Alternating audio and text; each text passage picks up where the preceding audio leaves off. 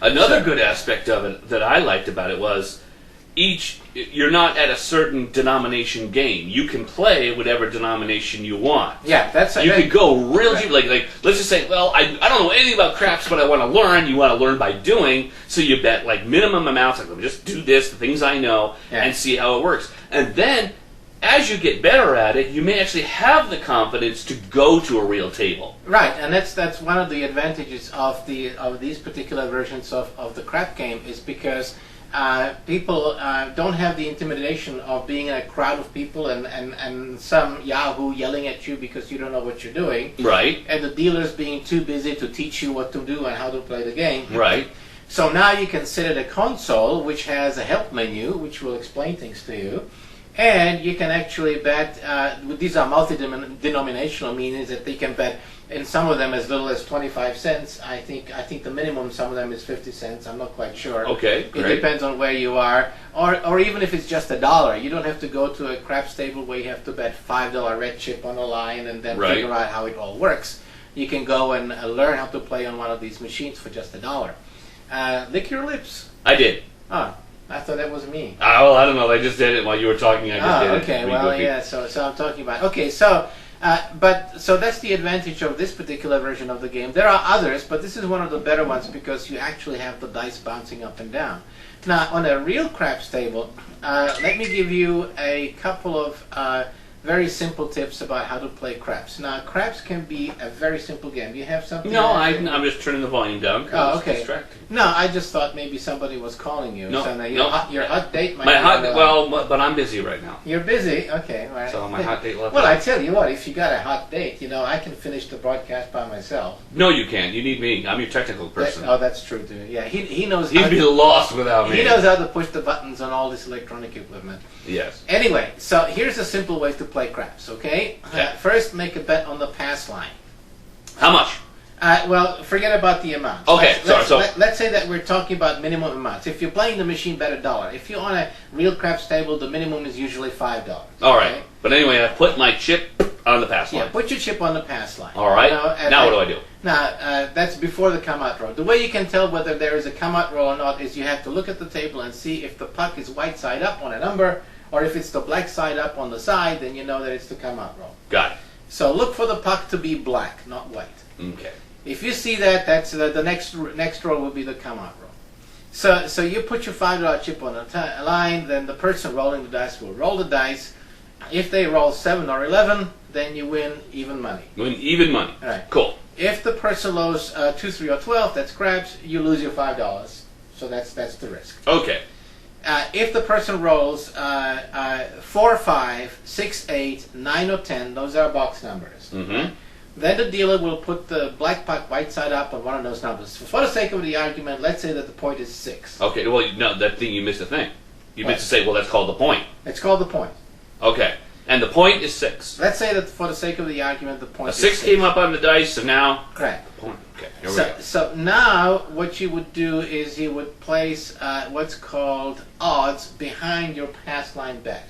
Now, usually you would place what's called at least double odds, which means that if you have a $5 chip out there, you would bet two $5 chips behind. It's called double odds. That's double odds. And the reason why you want to do this is because these are free odds, and they pay at the true odds of the event as opposed to less than the true odds of the event on any other bet, because that's what the house edge is all about. Okay, but see, now you're confusing everything. Yeah, okay, odds and true odds. How much do I, what? I'm betting twice my bet behind the pass line there. What am I going to get on that? Well, yeah, the odds on the pass line bet is by 1.41%, and if you put in free odds, the free odds will diminish that to about 0.85% and so forth.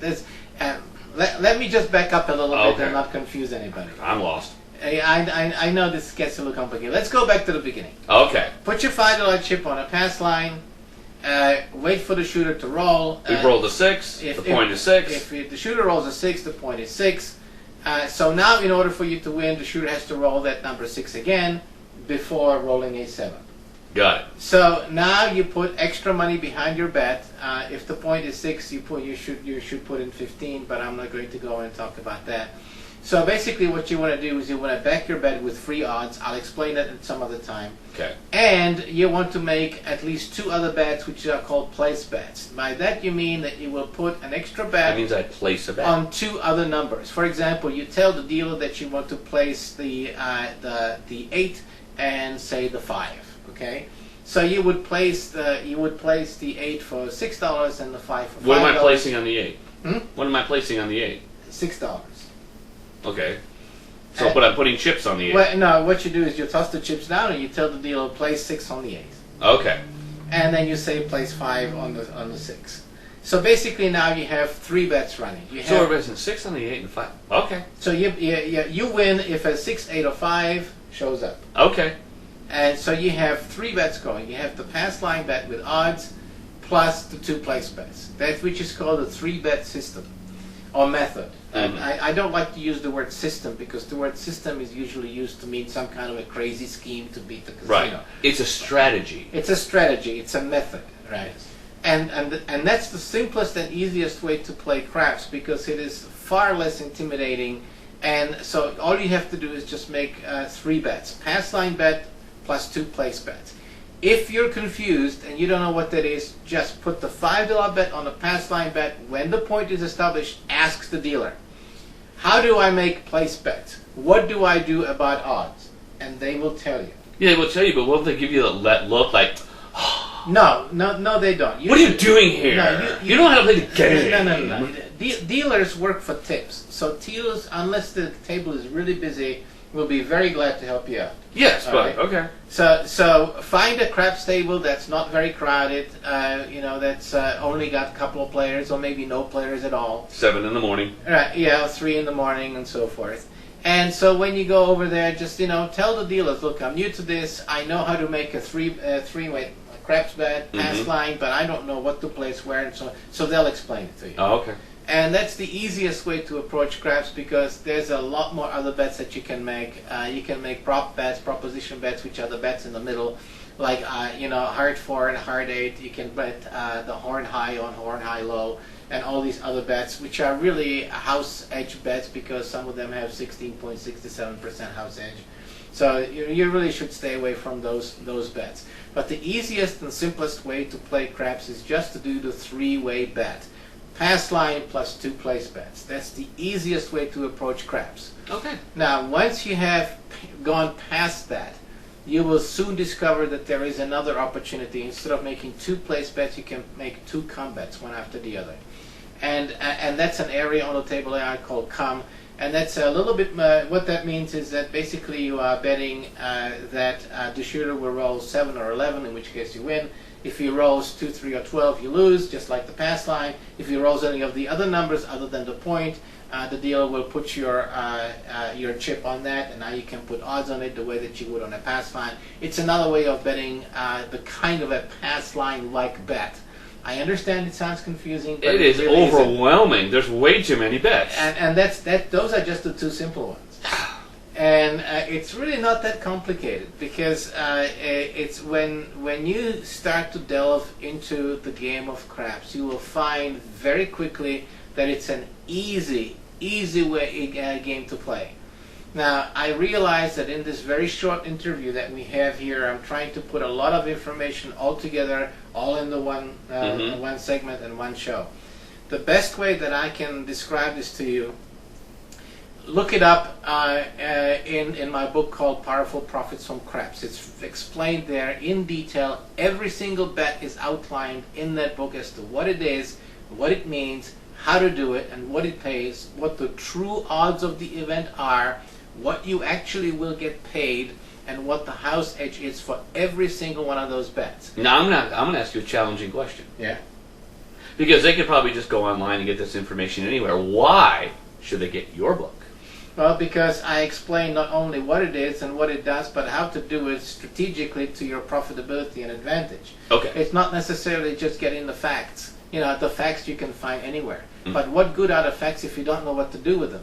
Got it. Okay. Okay. I wanted to try to call you out. Well, no, that's fine, and I understand it. Oh, by the way, I don't mean to sound like a commercial. You don't have to buy my book. There are many other books on craps. One of my friends is Frank Scopletti. He's an expert craps player. He's written many great books on craps. Mm-hmm. So you don't have to buy my book or look into my book for craps. You can buy anybody else's. All I am trying to do is try to explain that the game of craps is not as complicated as it may appear when you first look at it.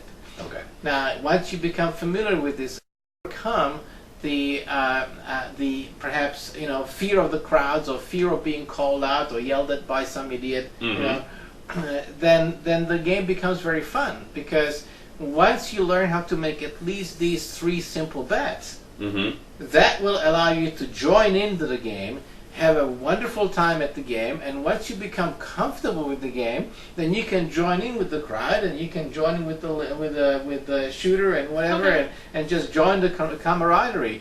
And even if you don't want to play on a live table, that game you mentioned from Ariza Games, which is the craps facsimile kind of game, with your own station in front of you and the big button that makes the dice jump up and down, that's a fun game to play. And you can still play with somebody sitting over there or over here, or you can just play it yourself. And if you make a mistake, no one's going to call you an ass. Because they can't see your screen. They don't know what you're doing. But even if you're a real craps table and some Yahoo wants to dig into you, then you say, hey, everybody's got to start somewhere. You know what else is something else about that simulated game that I like is that you do only have a certain amount of time to bet, so you'll never really hold up the game, right? They'll say, okay, you have this much time to make your bet. Now, if you don't make it, nobody knows you didn't make it. You just didn't hit the button on time to say bet. So if you just sit there and go, oops, okay, just wait till next time, and then you can make your bet again. So nobody's waiting on you, which is what I like about it, and you're not waiting on anybody else. Like, so you can just hit repeat last bet, and you're all set. Right. So that's another reason why I like that simulating. Well, those games usually have a 30-second cycle. That means that after the event has taken place and the computer has read the results and the winning bets are paid and losing bets are taken, there's a dial on it which has a 30-second like a countdown. A countdown, right? Like a little colored bar, like you get on a computer.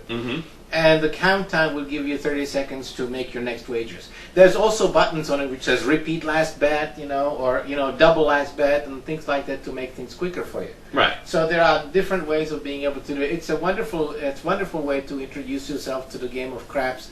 And then once you're more comfortable with it, don't be afraid to walk up to a casino and join a table. One hint that I would like to make for you is this. If you're very new to the game of craps, you've never played it before, or you're very intimidated by it, and you're in a casino, go there late at night or really early in the morning, and find a craps table where the dealers are just standing around. Because if you go there on graveyard, after 2 o'clock in the morning and so forth, especially during the week, you will find that the dealers basically are just standing around. They have nothing to do. So join the table, explain that you're new to the game.